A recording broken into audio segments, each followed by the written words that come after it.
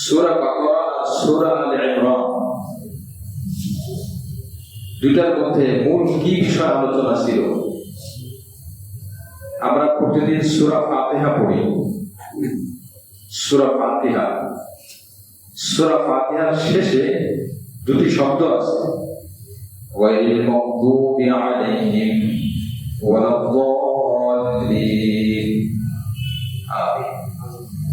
অর্থ, আল্লাহ মাকতুব যারা তাদের পথে আমাদেরকে চালায় না, আল্লাহ দাল্লিন যারা তাদের পথে আমাদেরকে চালায় না। প্রতিদিন আমরা পড়ি, শুনি, নামাজে পড়া ওয়াজিব। মাকতুব কারা? অভিশপ্ত। দাল্লিন কারা? গোমরাহ। শাব্দিক অর্থ। উদ্দেশ্যকে মাকতুব মানে অভিশপ্ত, দাল্লিন মানে গোমরাহ, পথভ্রষ্ট। কিন্তু উদ্দেশ্য কারা? মাকতুব দ্বারা উদ্দেশ্য হলো ইহুদি, দাল্লিন দ্বারা উদ্দেশ্য হলো খ্রিস্টান। আল্লাহ এই দুই দল থেকে আমাদেরকে হেফাজত করেন, আমিন। মাকতুব ইহুদি এমন জাতি এখন পর্যন্ত মুসলিমদেরকে জালার উপর রাখে। বিশ্বের সব জায়গায় স্বাভাবিক ভারসাম্যতা নষ্ট করে ফেলেছে ইহুদি জাতি। সূরা বাকারা যদি আপনি টান দেন, নির্দেশ বের করেন যে সূরা বাকারা কি বিষয়, কোন কেন্দ্রিক আলোচনা, তার জবাব আসবে পুরা সূরা বাকারার মধ্যে ইহুদিদেরকে নিয়ে আলোচনা করা হয়েছে। বেশিরভাগ জায়গা দেখবেন ইহুদি, নাসারা খ্রিস্টান তেমন একটা নাই, খুব কম। বেশিরভাগ জায়গায় ইহুদি। সূরা আলে ইমরান যদি আপনি যাচাই বাছাই করেন, দেখেন বেশিরভাগ জায়গায় খ্রিস্টান। যারা ধারাবাহিক তাফসীর ছিলেন তারা কিন্তু শুনেছেন এই শব্দগুলো বারবার। সূরা আলে ইমরানে খ্রিস্টানের আলোচনা বেশি, তাদের দোষ, গুণ, ভালো মন্দ। সূরা বাকারায় ইহুদিদের আলোচনা বেশি, তাদের দোষ, গুণ, ভালো মন্দ সব সূরা বাকারায়। এখন আল্লাহ মাকতুব থেকে হেফাজত করেন, নাসারা থেকে হেফাজত করেন বললাম, কিন্তু এরা কারা, এদের পরিচয় কি, এদের বিষয়টা কি, এটা বুঝবো কিভাবে? আল্লাহ পাক ইহুদিদেরকে বোঝার জন্য সূরা বাকারা দিলেন, নাসারাদেরকে বোঝার জন্য সূরা আলে ইমরান দিলেন। জোরে বলে সুবহানাল্লাহ। মানুষের কোনো অস্পষ্টতা না থাকে, আপনি যে কোনো বিষয় আনেন, ইহুদিদের সাথে আমাদের আচরণ কেমন হবে সূরা বাকারার মধ্যে আপনি সমাধান পেয়ে যাবেন। আল্লাহ ব্যাখ্যা করে দিয়েছেন। খ্রিস্টানদের যে কোনো বিষয় উল্লেখ করেন, সূরা আলে ইমরানের তার সমাধান আপনি পেয়ে যাবেন। তাই সূরা বাকারা খালি বলে গেলাম আল্লাহ ইহুদি থেকে বাঁচান, খ্রিস্টান থেকে বাঁচান। কেন বাঁচাবে? কি করেছে তারা? আর আমরা কি এমন ভালো কাজ করেছি? তো তখন আল্লাহ পাক কেমন যেন বলেন, বান্দা তুমি সূরা বাকারা নিয়ে পড়ো, গবেষণা করো, জানবা ইহুদিরা কেমন। আর সূরা আলে ইমরান নিয়ে গবেষণা করো, জানবা তুমি খ্রিস্টানরা কেমন। এইভাবে একটা সম্পর্ক, যোগসূত্র আমরা স্থাপন করলাম। তাফসীরের মধ্যে যতগুলো কিতাব আছে গ্রহণযোগ্য বড় বড় কিতাব, এই যোগসূত্র এক সূরার সাথে আরেক সূরার কি সম্পর্ক এটা আলোচনা করা হয়েছে। এই জন্য আমরা এই যোগসূত্রটা জানলাম, যেহেতু আজকে ইনশাআল্লাহ আল্লাহ পাক তৌফিক দিলে আয়াতের মাধ্যমে সূরা আলে ইমরান শেষ হবে। وَإِنَّ مِنْ أَهْلِ الْكِتَابِ لَمَنْ يُؤْمِنُ بِاللَّهِ وَمَا أُنْزِلَ إِلَيْكُمْ وَمَا أُنْزِلَ إِلَيْهِمْ خَاشِعِينَ لِلَّهِ। আল্লাহ পাক বলেন, কিতাবীদের মধ্যে আহলে কিতাবী, যাদেরকে কিতাব দেওয়া হয়েছে, যাদেরকে কিতাব দেওয়া হয়েছে, এরা সাধারণত দুই দলে বিভক্ত। এক দল হলো ইহুদি, আর এক দল হলো নাসারা, খ্রিস্টান।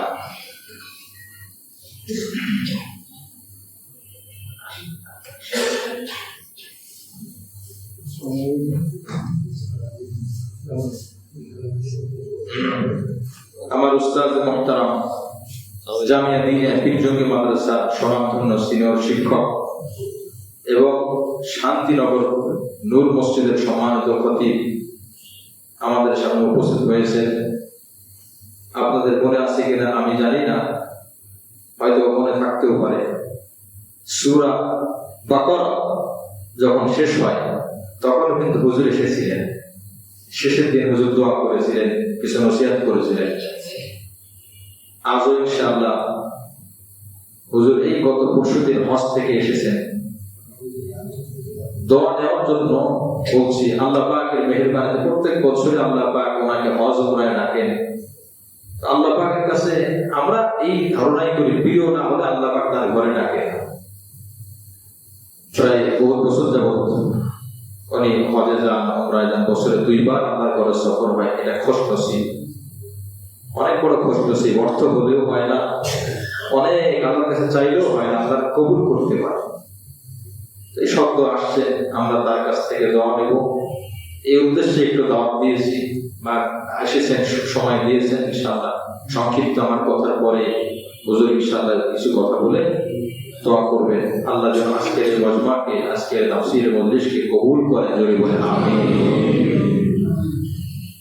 যে কথা বলতেছিলাম, দুটি দল এই আয়াতের মধ্যে, ওয়া ইন্না মিন আহলিল কিতাব, আহলি কিতাব যখনই কোরআন শরীফে পড়বেন দেখবেন আহলি কিতাব, আহলি কিতাব এই শব্দ বারংবার এসেছে।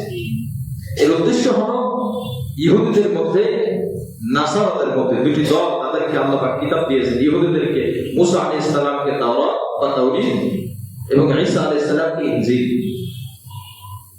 এদের মধ্যে একদল আছে ইউমিনু বিল্লাহ ওয়া মা উনজিলা ইলাইকুম ওয়া মা উনজিলা ইলাইহিম খাশিঈনা লিল্লাহ। কিছু মানুষ এমন আছে তারা আল্লাহকে বিশ্বাস করে, সুবহানাল্লাহ। তার মানে সবাই না। এখন এরা কারা? ইহুদিদের মধ্যে এবং খ্রিস্টানদের মধ্যে একটু পার্থক্য আল্লাহ পাক সূরা মাইদা আরেক জায়গা করেছেন। সূরা মাইদা আপনাদের কাছে জানার জন্য বা জানা থাকলে বলবেন মুযাকারা হিসাবে, মুসলমানদের সব থেকে বেশি ক্ষতি কারা করে আসছে এবং করে যাচ্ছে? খ্রিস্টানরা না ইহুদিরা? একটু বলেন তো। মাশাআল্লাহ। এবার আসেন এই কথাটা আমরা কোরআনে বলতেছে, আল্লাহর কথাটা দেখেন, লা তাজিদান্না শাদ্দান নাসি আদাওয়াতান লিল্লাযিনা আমানুল ইয়াহুদা ওয়াল্লাযিনা আশরাকু। আল্লাহ পাক বলেন, হে ঈমানদাররা জেনে রাখো, মুসলমানদের সবথেকে বড় দুশমন, সবথেকে বড় শত্রু এবং হিংসুক হলো ইহুদি এবং যারা শিরক করে তারা। কোরআন আছে সূরা মাইদা, সূরা মাইদা 82 নম্বর আয়াত আল্লাহ বলেন, 6 নম্বর পারা একদম শেষ আয়াত, 6 নম্বর পারা শেষ আয়াত।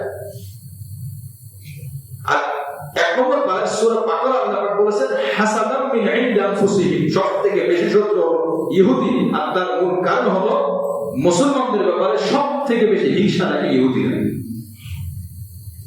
যার ফলে কি হয়েছে? তাফসীর ইবনে কাসির এই কিতাবের মধ্যে আল্লাহ ইবনে কাসির রাহিমাহুল্লাহ আলাইহি উল্লেখ করেন, ইহুদিদের মধ্যে মুসলমান হয়েছে, ধর্মত্যাগ করে মুসলিম হয়েছে, নাসারাদের মধ্যে মুসলমান হয়েছে, কিন্তু ইহুদিদের সংখ্যা এতটাই কম, 10 জনের বেশি পাওয়া যাবে না। এতটাই হিংসা, 10 জনের বেশি পাবেন না যে ইহুদি ছিল, নবীর দাওয়াতে মুসলিম হয়েছে। কিন্তু খ্রিস্টানের মধ্যে অসংখ্য আপনি পাবেন তারা মুসলিম হয়েছে। এবার তাদের ব্যাপারে আল্লাহ পাক কি বলেন?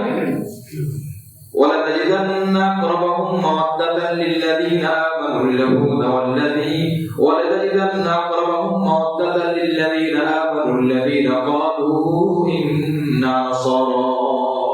আল্লাহ পাক বলেন, হে ঈমানদাররা, মুসলিমরা, তোমাদের সবথেকে ভালোবাসায়, সবথেকে মুমিনরা যারা আছো, তোমাদের কাছে সবথেকে ভালোবাসায় তোমরা পাবে ওই ব্যক্তিদেরকে যারা বলে আমরা খ্রিস্টান।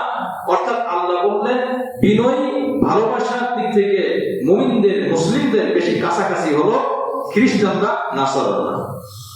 এই জন্য এখনো পর্যন্ত দেখবেন সব থেকে বেশি ক্ষতি করে আসছে, করবে ইহুদিরা। নাসারার নাম মাত্র কিছু অল্প সংখ্যক। পৃথিবীর মধ্যে খ্রিস্টানের সংখ্যা বেশি না ইহুদির সংখ্যা বেশি? খ্রিস্টানের সংখ্যা বেশি।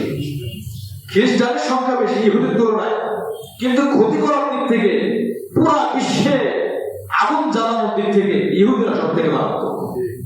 এই আয়াত এবার আসে এই পার্থক্য কেন? ইহুদিরা বেশি শত্রু কেন? তাদের মধ্যে হিংসা কাজ করে।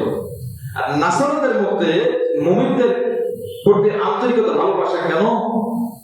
কেন আল্লাহ পাক এটা বলেন, যালিকা বিআন্না মিনহুম কিসসিসিন ওয়া রুহবানা ওয়া আন্নাহুম লা ইস্তাকবিরুন। তিনটা কথা বলেছেন, কিসসিসিন, রুহবান, লা ইস্তাকবিরুন। একটা হলো তারা আলেম, ইহুদিদের তুলনায় নাসারাদের জ্ঞান অনেক বেশি। নম্বর 2, রুহবানা, তারা আল্লাহওয়ালা, তারা বুজুর্গ, তারা অনেক আল্লাহ ভীরু, আল্লাহকে বেশি ভয় করে। তাহলে জ্ঞান এবং আল্লাহ ভীরু, আল্লাহকে বেশি ভয় পাওয়া, আল্লাহকে বেশি মানা, অনুসরণ করা, দুটা যখন একসাথে হয় ওই মানুষটা আল্লাহর কাছে প্রিয় হয়ে যায়। সুবহানাল্লাহ। জ্ঞান কিন্তু ইহুদিদেরও আছে, কিন্তু আল্লাহর ভয় নাই। 3 নম্বর গুণ নাসারাদের, লা ইস্তাকবিরুন, এরা অহংকার, হিংসা করে না। জোরে বলে সুবহানাল্লাহ। খ্রিস্টানদের 3টা গুণ পেলাম, আল্লাহ পাক কোরআনে বলেছেন। এই জন্য বহু খ্রিস্টান নবীর যুগে নবীর হাতে মুসলমান হয়েছে। 1 নম্বর, তারা জ্ঞান রাখে, কিতাবে জ্ঞান আছে, নির্ভুল জ্ঞান। 2 নম্বর, তারা আল্লাহওয়ালা আমলও করে। 3 নম্বর, তারা অহংকার করে না। আচ্ছা বলেন তো, যে কোনো একটা যদি সমস্যা হয় তার পুরো সব জায়গায় ঘাটতি দেখা দেয়। আমরা সবাই জানি ইবলিসের জ্ঞান কম না বেশি? ইবলিসের আমল কম না বেশি? ধরা খেয়ে গেছে 3 নম্বর জায়গায়। সেটা কি? মাশাআল্লাহ, অহংকার। আবার ওয়াস্তাকবারা ওয়া কানা মিনাল কাফিরিন। সে অহংকার করেছে। জ্ঞানও বেশি, আমলও বেশি। বোঝা গেল আমল বেশি হলে হবে না, জ্ঞান বেশি হলেই হবে না। অনেকে চিন্তা করে আমল করার কি দরকার, তো আমল কেন করবো, জ্ঞান হলেই হবে। বর্তমান জামানায় জ্ঞানের অভাবে মানুষ আমল করে না, বিষয়টা এমন না। আল্লাহর ভয় না থাকার কারণে, অহংকার দূর না হওয়ার কারণে মানুষ আমল করে না। আপনি মানুষের কাছে নামাজের দাওয়াত দিবেন, ঈমানের কথা বলবেন, ইসলামের কথা বলবেন, সে আমল করে না, তাই আপনি তাকে বললেন, সে পাল্টা উত্তর আপনাকে দিল, ভাই আমি কিন্তু কম জানি না। বলে কি বলে না? জানা না জানার মধ্যে কি কোনো সফলতা? ওই জানার মধ্যে সফলতা যে মানার মধ্যে মানা আছে। আপনি ঘরের মধ্যে ফার্মেসি থেকে ওষুধ কিনে সব রেখে দিয়েছেন, আপনার কোনো উপকার হবে না। এই জন্য শয়তানের এলেমও বেশি ছিল, শয়তানের আমলও বেশি ছিল। কি পরিমাণ আল্লাহ পাকের কাছে প্রিয় ছিল, সাইয়্যিদুল মালায়েকা বানিয়ে দিয়েছেন, কিন্তু অহংকার থেকে বাঁচতে পারে নাই। এই জন্য যে মুমিন, যে মুসলিম, যে ব্যক্তি এলেম যতই অর্জন করুক, আমল যতই করুক, একদল মানুষ এলেম শিখতে শিখতে ধোঁকায় পড়ে গেছে, আমলের এত দরকার নাই। আর একদল মানুষ আমল করতে করতে এত ধোঁকায় পড়ছে, এত বিদ্যা দিয়ে কি হবে, আমল যদি না হয় সেও ধোঁকায় পড়ছে। দুইটা একসাথে যে জমা করছে এবং অহংকার করে না, এলেম নিয়ে, জ্ঞান নিয়ে অহংকার করে না, আমল নিয়ে অহংকার করে না, আল্লাহ পাকের কাছে সবথেকে বেশি প্রিয়। সুবহানাল্লাহ। দুইটা গুণ এমন আছে যার বিপরীত শব্দ নাই। প্রত্যেকটা গুণের কিন্তু বিপরীত শব্দ আছে। আলো তার বিপরীত অন্ধকার, ঠান্ডা বিপরীত গরম। দুইটা গুণ এমন আছে যার বিপরীত শব্দ তার জন্য প্রযোজ্য না। তার মধ্যে একটা হলো অহংকার, আর একটা হলো বিনয়। অহংকার কার সাথে সম্পৃক্ত? আল্লাহর সাথে। আল্লাহর সাথে সম্পৃক্ত। অহংকারের বিপরীত কি? বিনয়। আল্লাহ পাকের কারোর কাছে ঠেকা না। এই জন্য আল্লাহ পাক কোথাও তার গুণবাচক যে 99 নাম আছে, কোথাও মুতাওয়াদিউন, আমি আল্লাহ তোমার কাছে ঠেকা, আমি বিনয়ী, এটা আল্লাহর গুণ না। আল্লাহর গুণ আমি মুতাকাব্বির। আমি মুতাকাব্বির, গর্ব যদি করতে হয় এই অধিকার আমি আল্লাহ। তো এই বিপরীত শব্দ মুতাওয়াদি। আর বান্দার জন্য যে শব্দ সেটা হলো মুতাওয়াদি, মানে বিনয়ী। বান্দা বিনয়ী হবে, এর বিপরীত হলো অহংকার। বান্দা অহংকারী হবে না, আল্লাহ অহংকারী হবে। আল্লাহর অহংকার যোগ্যতা আছে, আল্লাহর ক্ষেত্রে বিনয় শব্দ যোগ করা আল্লাহর শানের বিপরীত। আর বান্দার ক্ষেত্রে বিনয়ের পরিবর্তে অহংকার যোগ করা আল্লাহর সাথে শিরিক করা হয়। নাউযুবিল্লাহ। আল্লাহর গুণবাচকের মধ্যে একটা আছে, আমি আল্লাহ কঠোর, আছে না? জব্বার মানে কঠোর। আবার আরেকটা শব্দ আছে, আমি আল্লাহ রহিম, আমি অদূত, আমি নরম, আমি মোলা, আমি ভালোবাসি, আমি দয়াবান। কিন্তু একমাত্র মুতাকাব্বির এর বিপরীত পাবেন না। আল্লাহর ক্ষেত্রে, বান্দার ক্ষেত্রেও বিনয় এর বিপরীত পাবেন না। এজন্য মুআজ্জাজ হাজিরিন, আল্লাহ পাক রব্বুল আলামিন এই খ্রিস্টানদেরকে কথা উল্লেখ করেছেন। মক্কার কিছু মুসলিমরা, আপনারা যারা মোটামুটি ইতিহাস জানেন তারা বিষয়টা উপলব্ধি করবেন, যারা পড়েন তারা জানেন যে কিছু মুসলিম আবিসিনিয়ায় হাবশায় নবী আলাইহিস সালাম পাঠিয়ে দিয়েছেন। ওখানকার বাদশা কে ছিল? বাদশা নাজ্জাশী। বাদশা নাজ্জাশী আত্মরক্ষা করার জন্য, জীবন বাঁচানোর জন্য সেখানে চলে গেছে সফর করে। মক্কায় টিকতে পারে না মুশরিকদের জ্বালাতনে। নাজ্জাশী কোন ধর্মের ছিল? খ্রিস্টান। যখন নাজ্জাশীর কাছে গেছে, মক্কার মুশরিকরা অনেক হাদিয়া, তোহফা, হাদিয়া বলা যাবে না, ঘুষ বলা হবে, হাদিয়া আরো সম্মানজনক জায়গায় ব্যবহার হয়, ঘুষ দিয়ে পাঠিয়েছে যে এই উপঢৌকনগুলো আপনি গ্রহণ করেন, আর যে লোকগুলো মক্কা থেকে আসে এদেরকে ফেরত দেন, এরা খারাপ লোক, এরা যুদ্ধ অপরাধী, এভাবে লিখে পাঠাইছে। নাজ্জাশী চিন্তা করলো, না, এক দলের কথা শুনে তো এভাবে সিদ্ধান্ত নেওয়া যাবে না, যারা আসে তাদেরকে ডাকা হোক। ডাকা হয়েছে। যখন ডাকা হয়েছে তখন জিজ্ঞাসা করছে, তোমাদের পরিচয় বলো, তোমরা কোথা থেকে আসছো, তোমাদের নবীর পরিচয় কি, তোমার কোন নবী, তোমাদের নবীর বৈশিষ্ট্য কি? তো তারা সবকিছু বলছে যে আমরা আল্লাহর কিতাব পড়ি, আল্লাহর কোরআন মানি, যে আমলগুলো বলছে সেই আমলগুলো সব এই খ্রিস্টানের সাথে মিলে যাচ্ছে। আচ্ছা ঠিক আছে, তোমাদের কিতাব থেকে একটু পড়ো তো। এক সাহাবী পড়া শুরু করলো সূরা মারিয়াম, কাফ হা আইন সাদ, ذكر رحمة ربك عبده زكريا إذ نادى ربه نداء خفيا قال رب إني وهن العظم مني واشتعل الرأس شيبا ولم أكن بدعائك رب شقيا وإني خفت الموالي من ورائي وكانت امرأتي عاقرا فهب لي من لدنك وليا। জাকারিয়া আলাইহিস সালাম আলোচনা এখানে আসছে। ওনারা ওই ধর্মের ছিলেন, ওই কিতাবের ছিলেন। নাজ্জাশী সব তো বুঝতেছে, কারণ ইয়াহইয়া আলাইহিস সালাম, জাকারিয়া আলাইহিস সালামের জ্ঞান নাজ্জাশী ছিল। উনি বলে, হ্যাঁ এটা আমাদের ধর্মের সাথে সবকিছু মিলে যাচ্ছে, একই তো। আরো আশ্চর্যের বিষয় হলো, যখন আয়াতগুলো তেলাওয়াত করতেছিল, বাদশা নাজ্জাশী সহ তার আশপাশে যারা ছিল তাদের চোখ দিয়ে পানি বের হইতেছিল। সুবহানাল্লাহ। এই কথাটাও আল্লাহ কোরআনে বলে দিয়েছেন। সাবধান করার প্রথম পৃষ্ঠা, وَإِذَا سَمِعُوا مَا أُنزِلَ إِلَى الرَّسُولِ تَرَى أَعْيُنَهُمْ تَفِيضُ مِنَ الدَّمْعِ مِمَّا عَرَفُوا مِنَ الْحَقِّ। যখন তাদের কাছে আয়াতগুলো শোনানো হয়, আয়াতগুলো পেশ করা হলো, আয়াতগুলো তারা আরবি ভাষী ছিলেন, আরবি বুঝতেন, কোরআন বুঝতেন। আয়াত শোনার সাথে সাথে وَإِذَا سَمِعُوا مَا أُنزِلَ إِلَى الرَّسُولِ تَرَى أَعْيُنَهُمْ تَفِيضُ مِنَ الدَّمْعِ, তাদের চোখ দিয়ে বিরুদ্ধহীনভাবে অশ্রু প্রবাহিত হইতেছিল। সুবহানাল্লাহ। তখন নাজ্জাশী বলে, না, এই ধর্ম খারাপ হতে পারে না, এই লোকগুলো খারাপ হতে পারে না, বরং যারা ঘুষ দিয়ে পাঠাইছে এরাই খারাপ, এদেরকে ফেরত দেওয়া হয়েছে। সুবহানাল্লাহ। এটার বদৌলতে আল্লাহ পাক নাজ্জাশীকে মুসলিম বানিয়েছেন। সুবহানাল্লাহ। এই খ্রিস্টান, এটার বদৌলতে নাজ্জাশী মারা গেছে, জানাজা করার কেউ ছিল না। নবীজি জীবনে মাত্র একবার গায়বী জানাজা করেছেন, সেই ব্যক্তি হলেন নাজ্জাশী। নাজ্জাশী জানাজা আল্লাহ নবী আলাইহিস সালাম করেছেন। সুবহানাল্লাহ।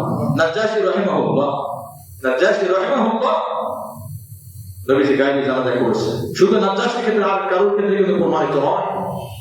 মুআজ্জাজ হাজিরিন, এইজন্য আল্লাহ পাক এই আয়াতের মধ্যে, আমি যে আয়াত তেলাওয়াত করেছি আজকে, এই আয়াতের মধ্যে আল্লাহ পাক বলেছেন, খাশিঈনা লিল্লাহ, আল্লাহকে তারা ভয় করে, লা ইশতারুনা বিআয়াতিল্লাহি তামানান কলিলা, আল্লাহর কোন আয়াতকে, আল্লাহর কোন বিধানকে দুনিয়ার অর্থের বিনিময়ে পরিবর্তন করে ফেলে না। আল্লাহর কোন আয়াতকে দুনিয়ার কোন অর্থের বিপরীতে তারা পরিবর্তন করে না। এখানে একটা কথা যদি অপ্রাসঙ্গিক হবে তাও না বললে নয়। অনেকে মনে করে দ্বীনি কাজ করে অর্থ দেওয়া যাবে না। লা ইশতারুনা বিআয়াতিল্লাহি তামানান কলিলা, দলিল হিসাবে এই আয়াতের অংশটা পেশ করে। এই আয়াতের অংশ বহু জায়গা আছে যে তারা আল্লাহর আয়াতকে অল্প মূল্যে গ্রহণ করে না, আল্লাহর আয়াতের বিনিময়ে অর্থ দেয় না। এটার অর্থ, এটার ব্যাখ্যা তারা এভাবে দেয় যে দ্বীনি যে কাজ করা হোক এর কোনো বিনিময় নেওয়া যাবে না। তাহলে এবার প্রশ্ন আসে, বাসায় যারা কোরআন শরীফ পড়ায় সেই হুজুরদেরকে আমরা টাকা দিই কি দিই না? তারাও তারা আয়াত বিক্রি করতেছে। মসজিদের ইমাম সাহেব নামাজ পড়ায়, খতিব সাহেব জুমা পড়ায়, তারা টাকা নিচ্ছেন, তাহলে তারা নামাজ বিক্রি করতেছে। আরে ভাই, নামাজের একটা আয়াতের একটা অক্ষর দুনিয়ার সব মূল্য দিয়ে এটা বসানো যাবে? আপনি কোন জায়গায় কোনটার সাথে কোনটা মিলাবেন? এই মোবাইলের একটা সর্বোচ্চ দাম আছে, এই মোবাইলের একটা জাগতিক বস্তু। আলহামদুলিল্লাহ রাব্বিল আলামিন যখন ইমাম পড়ে আলহামদুলিল্লাহ, এই যে আয়াতের অংশটা পড়লো, এটার বিনিময়ে আপনি কি দেবেন? আপনি যে বললেন। এবার আসেন মুফাসসিররা কি বলে, যারা কোরআন হাদিস জানে না, আয়াতের অনুবাদের উপরে নির্ভর করে, তারা বলে যে যারা এই ওয়াজ করে টাকা নাই, এটা বুঝে না আয়াতের মধ্যে আসছে যে তোমরা আল্লাহর আয়াত বিক্রি করো না। এখানে আল্লাহর আয়াত বিক্রি করা হলে কোথায়? আল্লাহর আয়াত করে দেখাও। কেনা বেচার জন্য তো কবজ করা জরুরি, কেনা বেচার জন্য হস্তান্তর হওয়া জরুরি। আল্লাহর আয়াত কি এমন যে আপনার কাছে আগে ছিল না, এখন আমি আপনার দিয়ে দিলাম, আপনি মালিক হয়ে গেছেন? বিষয়টা কেমন? আপনার পিছনে শ্রম দেওয়া হয়েছে, সময় দেওয়া হয়েছে, তার একটা বিনিময়, অর্থাৎ সে এই শ্রমটা আপনার কাছে না দিলে আপনি হয়তো শিখবেন না। আর এই শ্রমটা যদি সে না দেয়, অন্য কাজ করে, তার অর্থ উপার্জন হতো। একজন ডাক্তার পড়ালেখা করার পরে এবার বলেন মানবতার দিক থেকে তার কর্তব্য কিনা, একজন রোগী যখন অসুস্থ হবে, মানুষ অসুস্থ হবে, তখন তাকে সেবা দেওয়া, এটা কি নৈতিক দায়িত্ব না? তাহলে সে টাকা নাই কেন? তার সেবা করার দায়িত্ব, সে টাকা নেবে কেন? বলে হ্যাঁ, সে সেবার বিনিময়ে টাকা নিচ্ছে না। একটা মানুষের সেবার কোনো বিনিময় হতে পারে না। একটা মানুষের জানের বহুত দাম, সে এই সেবা বাদ দিয়ে অন্য কাজ করলে করতে পারতো, কিন্তু অন্য কাজ করলে সেবা হবে না। তো এখন তার পেট চলবে কিভাবে? আল্লাহ পাক দুনিয়াটা নিজাম রাখছে, তো বলা হয়েছে ঠিক আছে, তুমি তাকে তুমি রোগী, তাকে দেখিয়ে তুমি তাকে টাকা কিছু দাও, যাতে করে তারও জীবন চলে, সেও তোমাকে সেবা দিতে পারে। আজ যদি সবাই বয়কট করে ডাক্তারদেরকে, কথার কথা আমরা ডাক্তারদেরকে দেখাবো, ডাক্তাররা সেবা দেবে কিন্তু অর্থ দেবো না, বলেন তো চেম্বারের মধ্যে গিয়ে চেম্বারের শাটার খোলা পাওয়া যাবে? সব বন্ধ হয়ে যাবে। এটা বিনিময় না। হ্যাঁ, তাহলে এর অর্থ কি বোঝা দরকার। এই একটা জায়গা যদি আপনি বুঝেন, কোরআনে কারীমের সমস্ত আয়াতের অর্থ আপনার বুঝে আসবে। এর উদ্দেশ্য হলো, ওই জামানায় ইহুদিরা, খ্রিস্টানরা আয়াতের উদ্দেশ্যকে পরিবর্তন করে ফেলতো হীন উদ্দেশ্যে, অর্থের লোভে পড়ে, ক্ষমতার লোভে পড়ে। আয়াতের উদ্দেশ্য একটা, তারা বলতো না না, আয়াতের মধ্যে এটা বলা হয় না, এটা বলা হয়েছে। কি জন্য বলতো? ক্ষমতা ঠিক থাকবে, অর্থ ঠিক থাকবে, এটা হলো এই আয়াতের উদ্দেশ্য। আমার ভাই বুঝে আসছে কিনা? সহজ বিষয়, এটা বোঝাই নাই, কি তাফসীর বুঝবে এরা? আপনি আলহামদুলিল্লাহ অল্প কিছু পড়ালেখা করার কারণে দেখতো কোন তাফসীর এরকম বলে নাই। এই তাফসীরগুলো কারা করলো? নবীজি কি বিনিময় নেয় নাই? আচ্ছা বলেন, জিহাদ ইবাদত নাকি দুনিয়ার কাজ? ইবাদত না? জিহাদের মধ্যে গনিমত যেটা আসছে, এটা কি দুনিয়ার সম্পদ না? এবার প্রশ্ন, নবীজি গনিমত ভোগ করছে কিনা? তাহলে নবী বিনিময় নিছে। নবী কি ব্যবসা করতেন? দিনের কাজ করার সময় সুযোগ ছিল। নবী চাকরি করতেন, তো নবী কি ভাত খেয়েছেন না? 11 জন স্ত্রী ছিলেন, সন্তান ছিলেন, লালন পালন করেছেন না? এর উপার্জন কি ছিল? উপার্জনের একটা বড় অংশ ছিল জিহাদ থেকে, আর একটা বড় অংশ ছিল সাহাবায়ে কেরাম জাগতিক কাজ করতেন, কেউ খাত খামার করতেন, কেউ ব্যবসা করতেন। এখানে একটা বড় একটা অংশ নবীজিকে দিতেন, হুজুর আপনার পরিবার আছে, আপনি আমাদের পিছনে শ্রম দেন, তো আমরা আপনার জন্য কিছু করলাম। আমার ভাই, এই কথাটা কি সত্য না মিথ্যা? এটাই তো ইসলামী শিক্ষা, এটাই তো ইসলামের মূল জ্ঞান, প্রকৃত জ্ঞান। এটা জানা না এই জন্য একটা আয়াতের যদি কেউ ভুল ব্যাখ্যা শেখে, অসংখ্য আয়াতের ভুল ব্যাখ্যা তার মধ্যে স্থাপিত হবে। আয়াতগুলোর সঠিক ব্যাখ্যা জানতে হবে।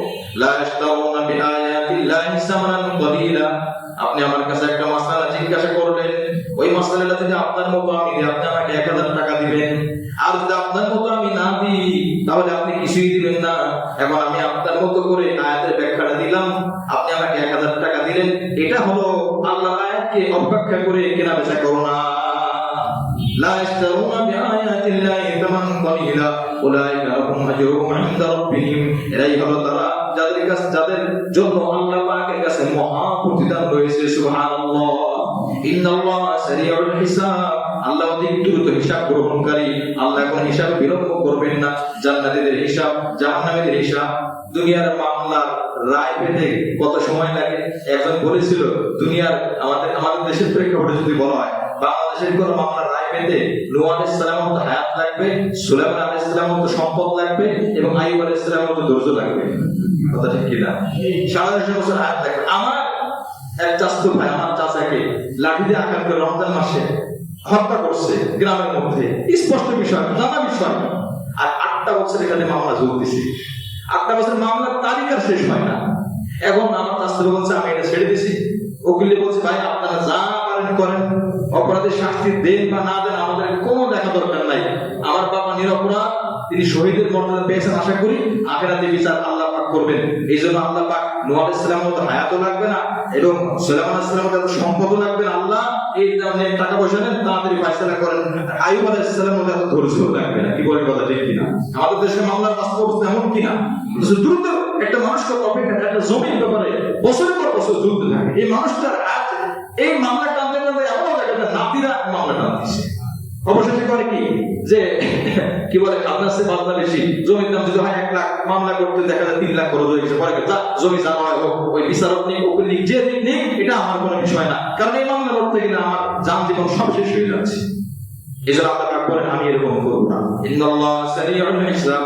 সর্বশেষ ইয়া আইয়ুহাল্লাযীনা আমানু ইসবিরু ওয়া সাবিরু ওয়া রাবিতু ওয়াত্তাকুল্লাহা লাআল্লাকুম তুফলিহুন। হে ইমানদাররা, তোমরা ধৈর্য ধারণ করো। এখানে কিছু কথা আছে, ইনশাআল্লাহ আজকের আনুষ্ঠানিকভাবে আয়াতের অনুবাদের মাধ্যমে আমরা শেষ করব। হুজুর বসে আছে, হুজুর কষ্ট হবে, এমনি শারীরিক একটু অসুস্থ আছে, হযরত সফর করে আসছেন।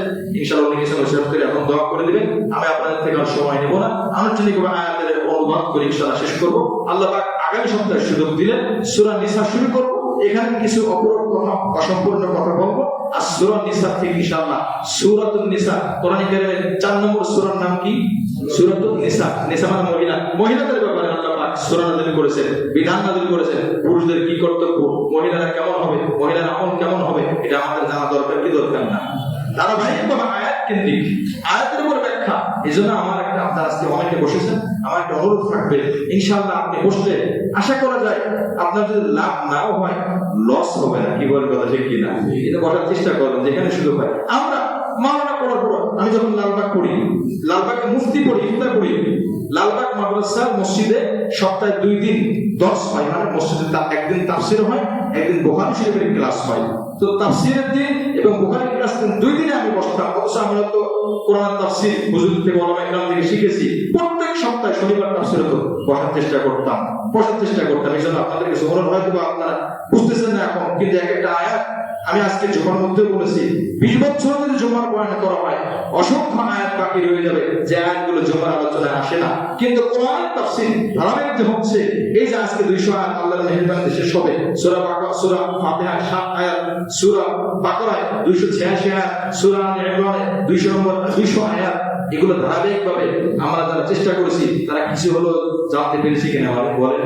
হয়তো সব আপনার মনে থাকবে না, কিন্তু ফায়দা হবে, কিন্তু উপকার হবে। আচ্ছা বলেন, আজকে দুপুরে আমরা কি খাইছি আমাদের মনে আছে না? গত 1 মাস আগে এই শুক্রবারে দুপুরে কি খাইছি মনে আছে? কারোর মনে আছে? সম্ভব না, কিন্তু উপকার হয়েছে কিনা এই উদাহরণটা যদি বোঝা যায়, এবার আসেন কোরআন সুন্নাহ একটা কথা উপকারের বাইরে আছে। যদি আপনার মনে নাও থাকে, আপনি আমল করতে পারেন নাই, আমলের সুযোগ হয় নাই, আপনার মনে নাই, কিন্তু উপকার থেকে খালি না। এই জন্য আমরা বসার চেষ্টা করবো তো ইনশাআল্লাহ, দাওয়াত দিয়ে আনবো। আশ্চর্য বিষয় হলো, আমাদের তাফসীরে কিন্তু মা বোনেরা, মহিলারা বসে প্রত্যেক সপ্তাহে। যদি কারো সুযোগ হয়, আমার এরকম বিশাল জায়গা নাই, এই জন্য আমি অত ব্যাপকভাবে ঘোষণা দিয়ে আনতে পারি না। কিছু মা বোনেরা, মহিলারা আছে, ওনারা ভালোবেসে, কোরআনের ভালোবাসা আমার ছিল না, কোরআনের ভালোবাসায় আসে, কোরআনের ভালোবাসা আমরা আসবো। রাজি আছেন ইনশাআল্লাহ? বোঝার চেষ্টা করবো। সব কথা তো একরকম লাগবে না। ডাক্তার সাহেব 3টা ওষুধ দিয়েছে বাচ্চাকে, একটা অ্যান্টিবায়োটিক, একটা ভিটামিন, আর একটা খুব মিষ্টি ওষুধ। আচ্ছা, অ্যান্টিবায়োটিকটা কিন্তু দিতে হয় বাচ্চাকে, অ্যান্টিবায়োটিক খাওয়াইতে খুব কষ্ট হয় না, কিন্তু উপকারটা এখানে অ্যান্টিবায়োটিক বেশি ওই মুহূর্তে তার জন্য। এই জন্য কোরআনের সব আয়াত, সব কথা কিন্তু আমার একরকম হবে না, কিন্তু আমার জানতে হবে কি আর হবে না বলেন? এই আয়াতগুলো কি আমাদের জন্য না, নাকি শুধু আলেমদের জন্য, নাকি শুধু মাদ্রাসার ছাত্রদের জন্য? সবার জন্য। তাকওয়া অর্জন করা, নামাজ আদায় করা শুধু ইমাম সাহেবরা করবে না, জামা গায়ে শুধু ইমাম সাহেবরা দেবে, ওযু গোসল ইমাম সাহেবরা করবে না, আপনি আমি সবাই এ ব্যাপারে সবাই আল্লাহর কাছে সবাই সমান। এই জন্য জানতে হবে, চেষ্টা লেগে থাকা। আর সরাসরি আপনি প্রশ্ন করতে পারেন, মোবাইলের মাধ্যমে তো জানা যায়। এবার আসেন সরাসরি ব্যক্তির থেকে জানা এবং শেখা, এটা হলো সুন্নাত তরিকা। কি তরিকা বলে? সুন্নাত তরিকা। কোন হাদিস, এই যে হাদিস বুখারী শরীফ এত বিশুদ্ধ কিতাব, আমরা যে বলি এই হাদিসের মান কেন হয়েছে জানেন? সরাসরি গ্রহণ না করে কোন হাদিস কেউ লিপিবদ্ধ করে না। জোরে বলে সুবহানাল্লাহ। সরাসরি গ্রহণ, এটাকে বলা সনদ সূত্র। আপনি সরাসরি গ্রহণ করবেন। এই সিলসিলা যেতে যেতে আমাদের নবী মুহাম্মদ রাসূলুল্লাহ সাল্লাল্লাহু আলাইহি ওয়াসাল্লাম পর্যন্ত পৌঁছে গিয়েছে। এই জন্য সরাসরি বসে থাকা, আপনি মোবাইল থেকে জানতে পারেন কোনো সমস্যা নেই, কোনো নিষেধ নাই, কিন্তু আপনার টার্গেট থাকবে আমি হাদিস শিখবো, আমি কোরআন শিখবো, নির্ভরযোগ্য সরাসরি কোনো আলেমদের থেকে। আজকের এই মজলিসটা এটাই আমরা সরাসরি জানবো। ইয়া আইয়ুহাল্লাযীনা আমানুসবিরু, ঈমানদাররা ধৈর্য ধারণ করো, ও সাবিরু, এবং তোমরা দৃঢ় থাকো, আল্লাহর রাস্তায় দৃঢ় থাকো, জিহাদে থাকলেও দৃঢ় থাকো, আমলের ক্ষেত্রে দৃঢ়তার সাথে করো। যোহর পড়লাম, আসর পড়লাম না, মাগরিব পড়লাম, ইশা পড়লাম না, এমন না। যোহর পড়েছো, আসর অপেক্ষায় থাকো, আসর পড়েছো, মাগরিবের অপেক্ষায় থাকো, এটাকে বলা হয় সাবিরু। 3 নম্বর ওয়ারাবিতু, সম্পর্ক লাগিয়ে রাখো, হেফাজত করো, সংরক্ষণ করো। রাবিত অর্থ দুইটা, জিহাদের সময় বা সীমান্ত রক্ষা করা, দেশের সীমান্ত রক্ষা করা, জিহাদের মধ্যে পাহাড় দেওয়া, এটা হলো রাবিত। ওয়াত্তাকুল্লাহ, এবং আল্লাহকে ভয় করো, লাআল্লাকুম তুফলিহুন, তাহলে তোমরা সফল কাম হয়ে যাবে। জোরে বলে সুবহানাল্লাহ। এই যে আয়াতটা পড়লাম 200 নম্বর আয়াত, পুরো 199টা আয়াতের সারসংক্ষেপ। আপনাকে যদি বলা হয় একটা গ্লাসে 3টা মালটা ঢোকাই দেন, ঢোকানো কি সম্ভব? একটা গ্লাসে 3টা মালটা ঢোকানো সম্ভব, কিন্তু যদি বলা হয় মালটাকে কেটে চিপড়িয়ে এটা রস ভিতরে ঢোকা, 3টা কেন 10টা মালটার রস একটা গ্লাসে আটবে কিনা? আটবে। এই যে আয়াতটা আমরা পড়লাম, এই আয়াতের মধ্যে 4টা আমল: ধৈর্য ধারণ করা, দৃঢ়তার সাথে আমল করা, রিবাতের সাথে আমল করা, আর তাকওয়া অর্জন করা। এই 4টা কথা হলো ওই 4টা মালটার রস ঠিক অনুরূপভাবে 199 আয়াতে যা আছে, এক আয়াতের মধ্যে আল্লাহ সব কিছু ফিনিশিং দিয়েছেন। আর আশ্চর্য বিষয় হলো সবথেকে সর্বশেষ যে আয়াত নাযিল হয়েছে, ওই আয়াতের মধ্যে আল্লাহ বলেছেন তোমরা আল্লাহকে ভয় করো, ওই দিনকে ভয় করো যেদিন আল্লাহ ছাড়া কেউ হবে না। ওয়াত্তাকু ইয়াওমান তুরজাউনা ফীহি ইলাল্লাহ, সূরা বাকারার মধ্যে চলে গেছে, এটা সর্বশেষ আয়াত। তোমরা আল্লাহকে ভয় করো যেদিন তোমাদেরকে ফিরিয়ে দেওয়া হবে, তো ওই দিনকে ভয় করা। এখানে বলা হয়েছে আল্লাহকে ভয় করো, তাহলে তোমরা সফল কাম হবে। ধৈর্য ধারণ করবো, মুসাফার সাথে আমল করবো, মুরাবাতা হবে, তাকওয়া হবে। আল্লাহ আমাদের সকলকে বিক্ষিপ্ত কিছু কথা বললাম আমল করার তৌফিক দান করেন।